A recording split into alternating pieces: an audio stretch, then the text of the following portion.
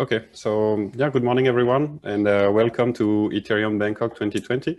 We are very excited to have great panels and speakers coming up today that are going to share about the vision and the landscape of Ethereum today in Thailand and around APAC and the greater world. And so I would like to thank our sponsors, ConsenSys. We have Joe Lubin with us today, founder and CEO of ConsenSys. And also among our sponsors, we have Omiseko with OMG Network. We have Kaleido, also the Ethereum Foundation and AAV. So thank you very much to our sponsors for making this event happen, and thank you to Impact, the producers of the event today. And we'll get started with a fireside chat with Joe Lubin. Joe Lubin, who's gonna tell us a bit about his journey with Ethereum. And just a couple minutes to introduce myself. So my name is Guillaume. I'm the founder and CEO of Atato. Atato is a Bangkok-based blockchain service provider. So we develop blockchain platform for enterprises in Thailand and in the region. And this is something we've been doing since 2017. We were quite lucky to participate in some of the first projects in the country. We've been also a ConsenSys partner since 2019. And we've been helping together with ConsenSys, financial institutions and other enterprises and startups to use Ethereum technology in their business. And so we're very excited today to have Joseph Lubin, who is the co-creator of Ethereum and founder of ConsenSys, who I will let introduce himself. Hi, Guillaume. Thanks for having me. Did you want me to do an extended introduction of myself? Okay, sure. I'm happy to can take a couple of minutes. Yeah. Hi, my name's Joe. You did a nice mini intro, right. But I guess I can talk through my background a little bit.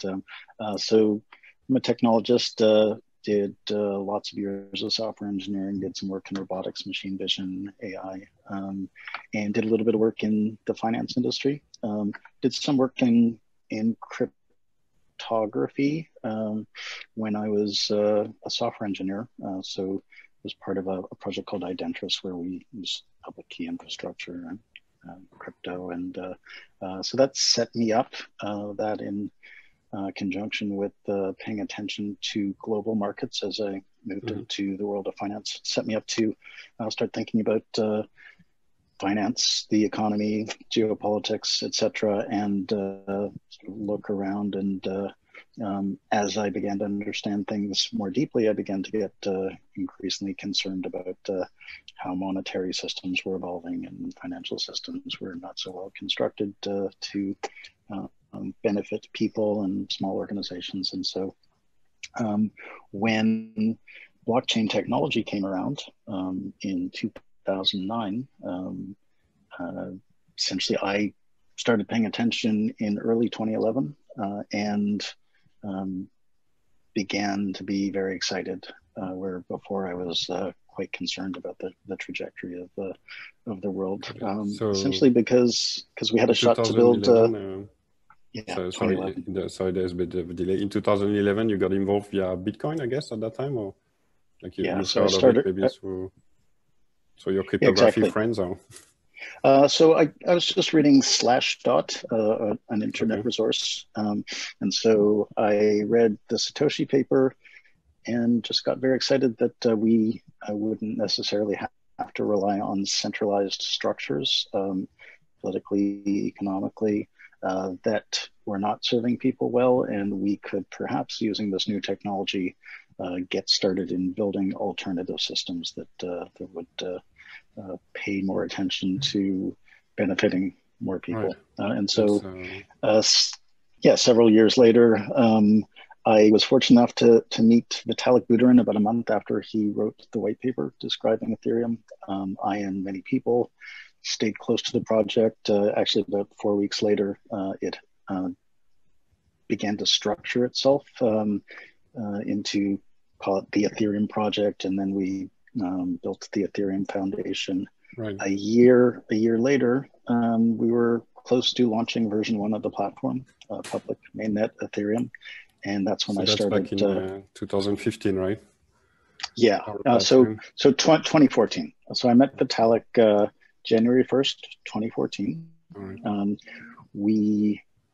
He pretty much announced the project publicly at the end of January 2014, and ConsenSys got started around the start of 2015, and we ended up launching version 1 of the platform in the summer of 2015. And so during the year 2014, if I remember, you were basically the COO of Ethereum, right? At that time, that was the title.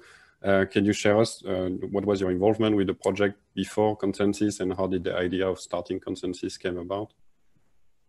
So I did a wide variety of things. We were sort of an unusual project, and we got a lot of buzz, and companies started reaching out to us to ask us what this Ethereum thing was, and even what this blockchain thing was. And so one day when we were all gathered in April 2014 in Toronto, we sat down around a table and decided that we should have normal sounding titles like CEO and Chief Strategy Officer and Chief Scientist and Chief Operating Officer. And so essentially we assigned ourselves titles so that people could know a little bit more about what we did, but I wasn't really a Chief Operating Officer for that project. It was more like for we just all pitched in doing what we were good at. Some of us were writing code, some of us were thinking through business strategy, some of us were thinking about crypto economics, issuance schedules for the token. Many of us were working on the crowd sale, the token launch. Building the website, building a secure storage infrastructure. We had to build all that custom because you couldn't just go out and one of the first ICOs, right? Or at least the first of this scale. Yeah, one of the very early ones. Absolutely. Yeah. And I was reading an earlier quote of yours in 2015. You said that the Ethereum for-profit entity should be developed that will be charged with the task of developing distributed application services and business. And it's funny reading this quote that is from 2014, now that we're in 2020. And my question is, would you say that this ConsenSys basically has become this for-profit entity developing distributed apps and services? And how well do you think that original mandate has been fulfilled? What I was thinking back then, and we, the group that started the Ethereum Foundation had the intention to build an open source platform and have the foundation be the steward of that platform. And early on, we all intended to keep working together to build commercial products and services offerings around the technology. We couldn't make that work in that group of people for that reason. And so we really ended up within that group focusing on delivering the Ethereum platform, the open source platform. And my initial thoughts back then were that we were going to have to rebuild a whole information technology infrastructure based on decentralized protocol, blockchain technology, and we would need things like string manipulation libraries and math libraries and stuff like that. So I thought we were going to kind of go back to the 70s and start, writing and selling different kinds of libraries. And building mainframes. And so to answer your question, I did do a lot of thinking on what needed to be built out in the ecosystem, and put together a big document describing directions that I thought would need to be developed. And so we didn't mirror that document at ConsenSys, but we've certainly done a huge amount of work building out the open source infrastructure, providing wallets and high MetaMask and Infura. Exactly. And we've also, we did a lot of work fostering adoption, educating, building developer tools. Essentially, we played a pretty large role in opening up a brand new IT ecosystem. Absolutely. And we brought many enterprises, major financial institutions, cloud companies, etc., into awareness of the technology, into usage of the technology. Initially, that for many of them has taken the form of using the Ethereum technology in private permissioned context, in sort of private collaboration networks. We anticipate, like the internet protocols and like the web protocols, we anticipate that all those organizations will use the public infrastructure when it is secure enough by their estimation, scalable enough, usable enough, private enough, confidential enough. And so we are excited to see what we're describing, what we've been thinking about as convergence for many years, which is really the public mainnet growing up. We're seeing lots of applications that are actually really interesting to different companies and to people, and really well utilized. And we're seeing now quite a bit of interest from legacy organizations or enterprises in the legacy economy, whether they're small companies, big companies, clouds, banks, central banks. Everybody's paying attention, and some people are really starting to use the technology in their business. Yeah, it's incredible what has been achieved over the past 6 years with all those infrastructure components. It's been a short period of time. Yeah, exactly. Right. And today, basically, Ethereum is one of the leading blockchain technologies. Some might say the leading blockchain technologies. A year ago, you were in Osaka, and you announced this initiative to be able to reach 1 million developers on the Ethereum community, which is incredible to see the scale of the community these days compared to something that was still early 3-4 years ago. And so over the years, did you have some interaction, some chances to work with the community here in Thailand, which is keeps growing? Yeah, so not directly in Thailand. I've never been to Thailand. I absolutely look forward to, but it's gonna be a few months before we can arrange that. Exactly, yes. So got it. And so yeah, in Thailand, we have this growing community on the Ethereum platform. We have companies like Omisego, for example, probably the most well-known in the Ethereum space, with some of their team based here. Yeah. Great and group. we have also, lots of initiatives going on, some pushed by the government. Maybe you've heard of the Royal Decree on Digital Assets, for exple, this framework set in 2018. Wasn't it an emergency decree or something like that? Right, that was had the word emergency in it. Yeah, I thought that was funny. Yeah, it was a good way, I guess, to get that law adopted at a time where it was still early, right, for countries to adopt digital asset regulations. And it set a very clear framework for all the crypto part of blockchain, right? So exchanges, brokers, and dealers. Yeah. And, we think hopefully that law is going to be expanding to cover other areas of digital assets. There is an interesting panel coming up at 10:35 for those listening who want to learn more about this topic. And recently, there's been some announcement from ConsenSys with the Hong Kong Monetary Authority and the Bank of Thailand, for example. Do you want to share a few words about this? Or? Sure. So ConsenSys has done work over the years with a small number of central banks, Singapore, South Africa. We're now engaged with 4 central banks. We have announced an engagement with the Hong Kong Monetary Authority. We recently announced an engagement with, there's one that I can't mention right now, but we're excited to announce that we're working with the bank with Atato and the Bank of Thailand, where ConsenSys was named the lead technologist. And it's a project that is, so central bank digital currency projects generally fall into either a wholesale kind of focus, where it's business to business or central bank to bank or to business, and the other potential focus is retail. And so this particular project is more on the retail side. There's some other partners. There's Digital Ventures, who's built a procurement system and financial management system. And so this Hyperledger Besu based blockchain network will support that procure to pay application.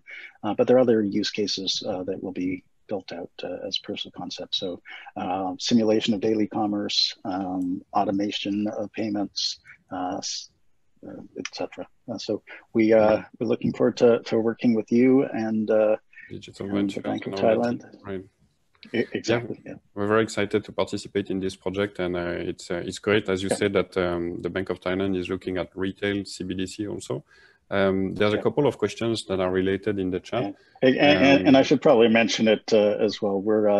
We also announced today that we're working with SocGen, Société Générale in France, where we're doing another central bank digital project that's more on the wholesale side. Great, congratulations. Looks like, this usage of CBDC is really increasing, and it's exciting to see all the banks and central banks looking at it. And there's a couple related questions. One of them may be related to your recent announcement with JP Morgan, this investment that JP Morgan has made in ConsenSys and the associated partnerships. Maybe you can tell us a bit more about their vision for, banks using blockchain, and also if you can tell us what you think CBDC will enable in terms of Ethereum adoption. So JP Morgan has been working on Ethereum technology for several years, I think 5 or 6 years even now.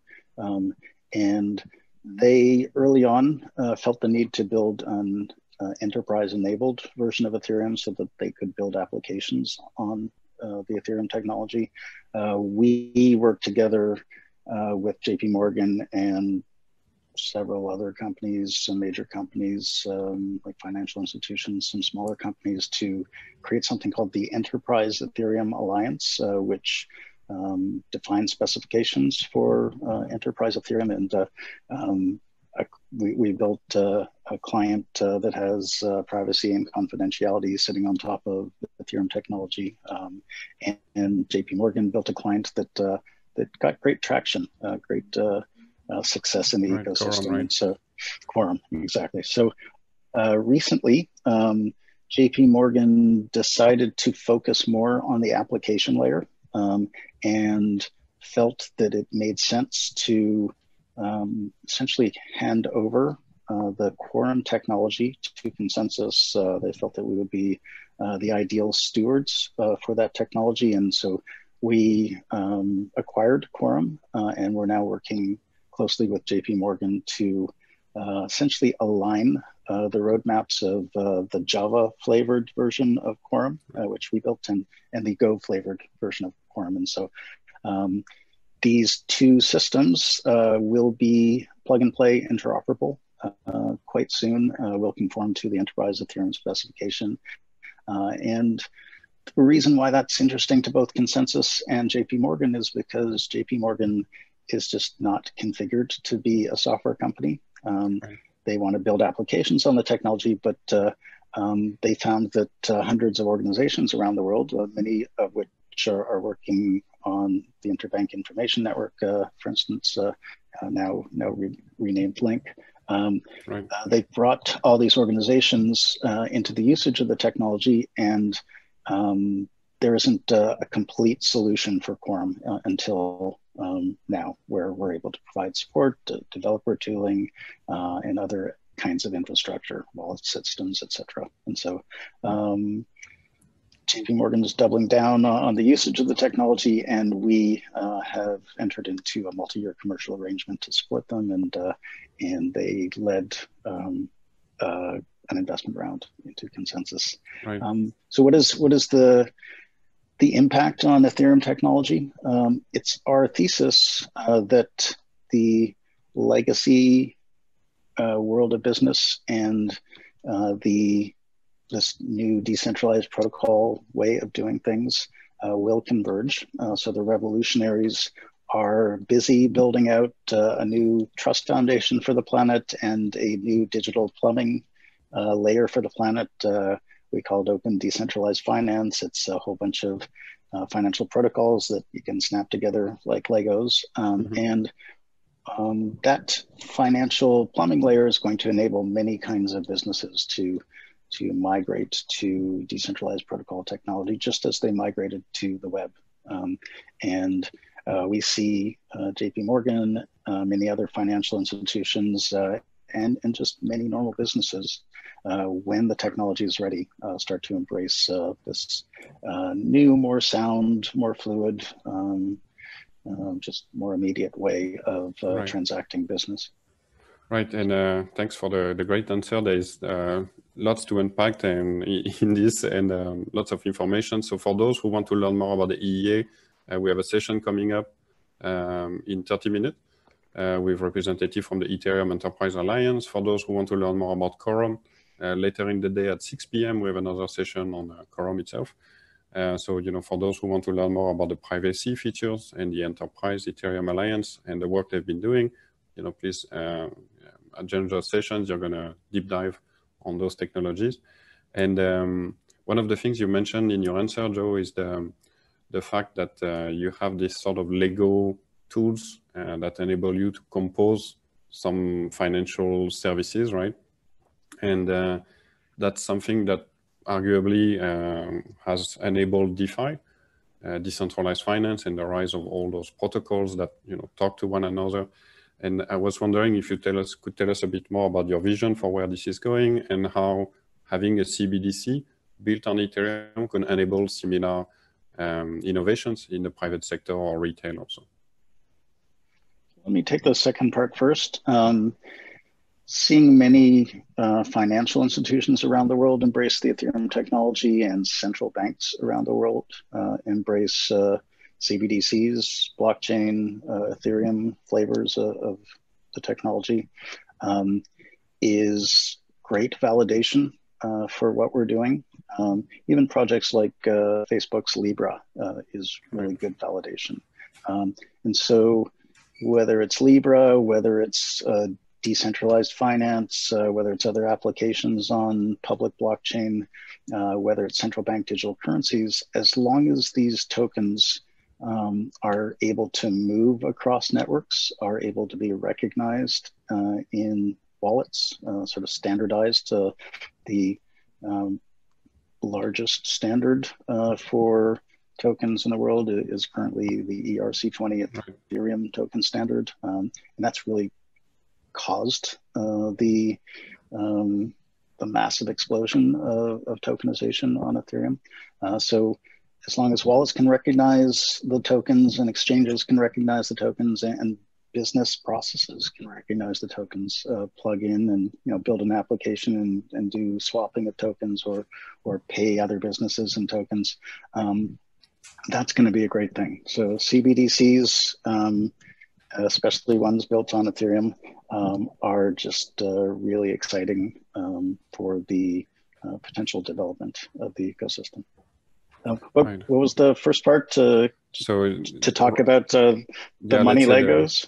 And how, what's composability on Ethereum and why is it important, and how it relates to what CBDC could enable?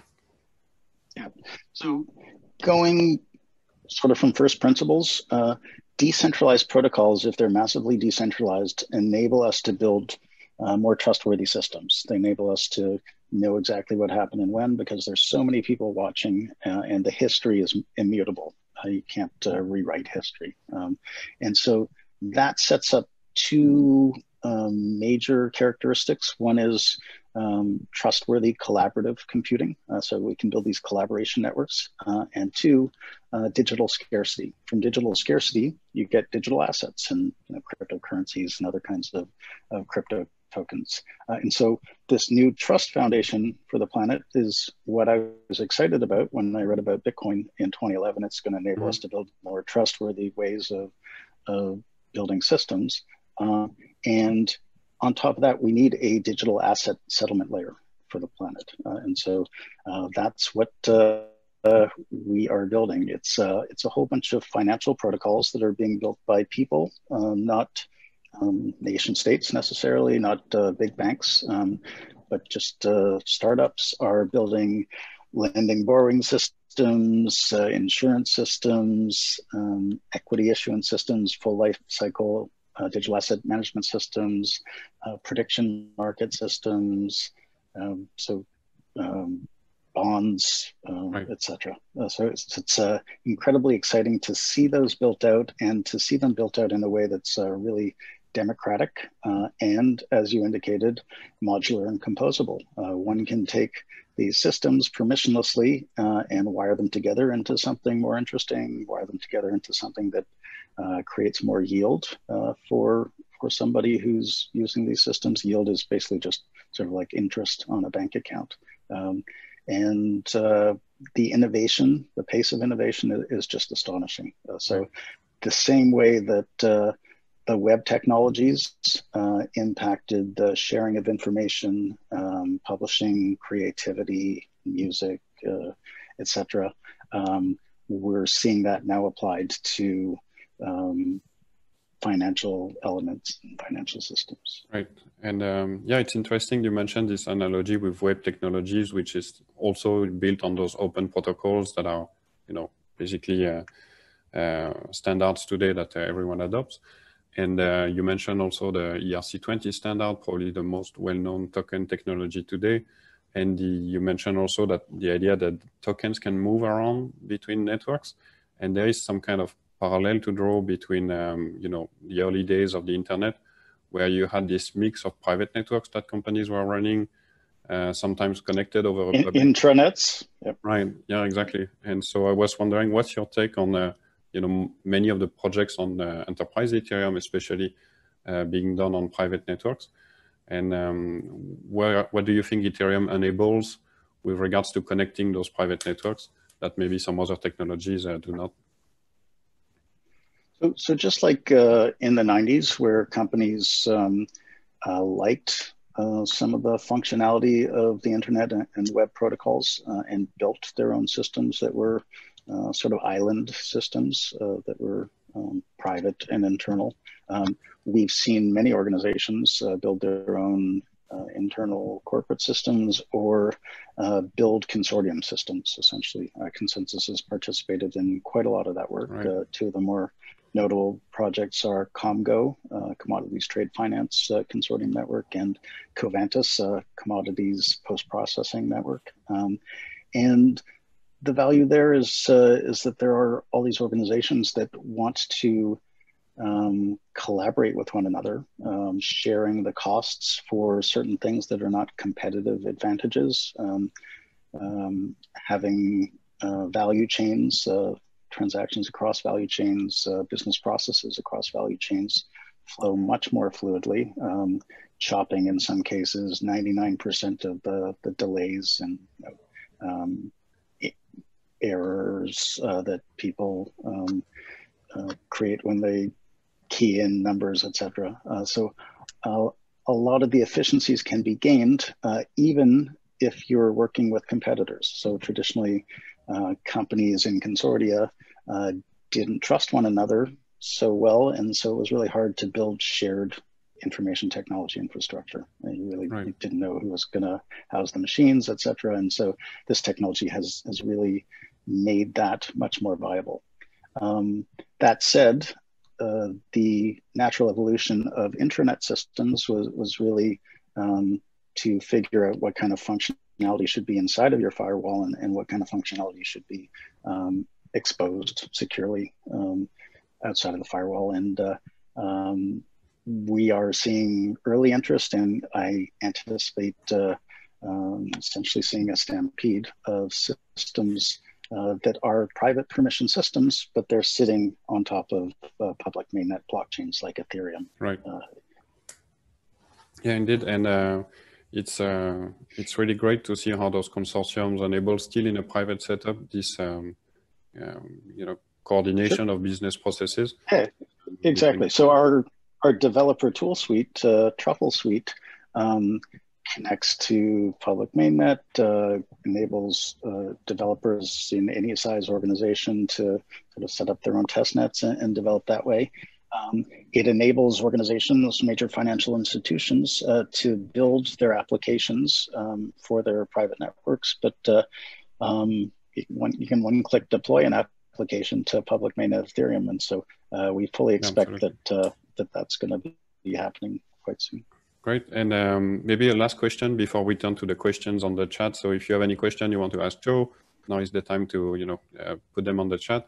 So there's this famous quote that I think is quite interesting that says most people overestimate what they can do in 1 year and underestimate what they can do in 10 years. So that's from Bill Gates. And I'm just wondering, where do you see blockchain ecosystem going? Like when we do Ethereum Bangkok 2030, what are the things you think we'll be talking about? Yeah, so first, I think the reason for that is because our technology, especially, and other technologies benefit from network effects. And so you see a lot of activity early on, but it doesn't seem to be making a big difference in people's lives because you need lots of different pieces that enable more sophisticated pieces, and you eventually get all these pieces working together, and each new piece enables you to do something much more sophisticated. And so it feels like there's a flurry of activity, but nothing's really happening, and then suddenly it's everywhere. And so 10 years from now, I expect that people will be working on applications that sit on blockchain systems. The web will become a much more decentralized web. It'll support trusted transactions, guaranteed execution agreements on Ethereum and systems like it. It'll support decentralized storage and blockchains that sort of mediate access to decentralized storage like IPFS and Filecoin. It'll support decentralized bandwidth, decentralized identity, decentralized heavy compute, decentralized proof of location. So it'll be a whole lot of decentralized protocols that are wired together that interoperate fluidly. And on top of those things, we'll be building these collaboration networks for work, for play, for investing, etc. So we are likely to have much more granular control of our identities, of our finances, of our political choices. And so I expect a much more engaged participatory system where people and small organizations can have much more control and impact over their own lives. Great, and it's going to take us a lot to get there. So maybe last advice, like for people who are building on Ethereum, what advice would you give to companies like Atato or Mise and everyone else who's listening, and how to enable this vision that you shared? And then we'll turn to the questions from the chat. Well, if people are building on Ethereum, my advice would be you're in the right place. Keep building. It's a great ecosystem. It's a really warm community, a really collaborative community.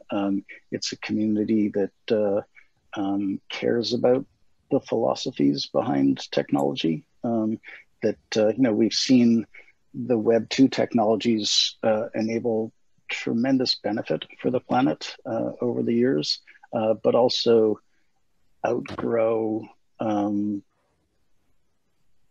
healthy utilization. They just got too powerful in certain ways. And so I do believe that decentralized protocol technology will enable us to maintain the best elements of Web 2 while building systems that essentially serve people better. Great, thank you for that. And yeah, we look forward to seeing those decentralized businesses take shape. And so in the chat, there's a couple of questions. The first one is, thank you, Joe, for taking the time to join us. Where do you see DeFi growing? Do you think startups are going to take over, maybe similarly to what we've seen in Web 2, right? Or do you think that bank adoption is going to change the course of DeFi? So I don't think bank adoption will change the course of DeFi.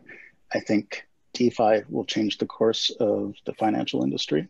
And the smart financial institutions will adapt as they have for decades. DeFi, it's in an interesting position. In a sense, it's unstoppable. In a sense, most people in the financial industry understand that there's a need for change. We have central banks and other politicians around the world calling for a reset of monetary systems, of financial systems, and a new Bretton Woods. And so, most of the central banks around the world are looking into digital asset technology and blockchain technology. And so it's moving so fast that it's really hard to predict how things will go. There will be interesting discussions to be had around how things are regulated, around how things work across systems, because it gets more complicated if you have these magic internet money Legos wired together when your security audits didn't anticipate that they'd be wired together with this new protocol that just arrived. And so that's going to be exciting. And the nature of regulation is going to be different, just because a lot of regulation was built up to protect the consumer from the financial institution.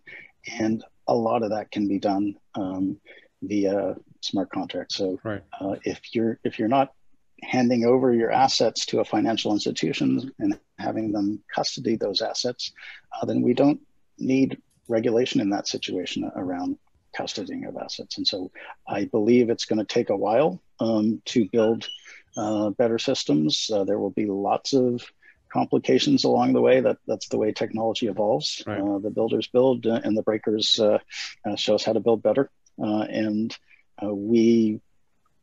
looking forward to seeing a democratized financial infrastructure get built, and great. It'll be fascinating. There's a related question in the chat also. Hi Joe, thank you for the chat. Can you give us your views on banks entering the space? In Thailand, we see all of them working on blockchain. So you mentioned, Siam Commercial Bank and Digital Ventures, and we have other companies like Cassicorn with their blockchain networks, TMB, Bangkok Bank. And so the question, we see all of them working on blockchain here in Thailand. Is it the same in the US? Can you share your view on this? Yeah, it's the same all over the world. At ConsenSys and on the Ethereum project, we have been excited to speak to anybody that is interested in the technology right from the start. We believe that building on the technology will enable us all to build better systems and serve people better. And, financial institutions, any other industry should be looking at the technology, because it is going to be impactful. It's going to reshape society, and the financial institutions that understand that earlier will be able to participate and retain some of the value that they've built up, probably lots of the value that they've built up, and transfer it into a new paradigm. Great. And do we have time for a last question? Yeah, so there is maybe another question on what is your take on blockchain interoperability? So maybe the EEA will share a bit more in their next session, but it would be interesting to hear also, Joe, what you think on this challenge. Yeah, so as I indicated, the World Wide Web will get increasingly decentralized over time. We will implement different kinds of decentralized protocols for different kinds of functionalities. There will be multiple protocols that do things similar to what Ethereum does. I think Ethereum is actually a good technology for gluing networks together. We're seeing multiple networks that intend to be layer one networks, base networks, base trust layers, essentially build bridges to Ethereum. And so I expect that Ethereum will remain very significant or dominant just because it has such a massive lead in so many dimensions. I expect that some of the new technologies will carve out niches and connect to one another and connect to Ethereum, and it'll be, again, interesting to see how that all plays out. Great. So yeah, Ethereum as the base public trust layer, and then some niche applications that might be better run on other technologies, right? And it's going to be very exciting to see how we get there to this vision in 2030 of a re-decentralized web and a way of conducting business and running society in general. So thank you very much, Joe, for taking the time. It's great that we have you at Ethereum Bangkok. Really appreciate you joining. Sorry for people in the chat that we couldn't take all the questions. Some of them will be answered in next sessions with the EEA, with regulators. So please stay tuned. And Joe, thanks again. It's great having you, and we look forward to having you at Ethereum Bangkok 2021 then. Well, in person. Thanks, Guillaume. Have a great day. Thank you. Bye-bye. You have a good night.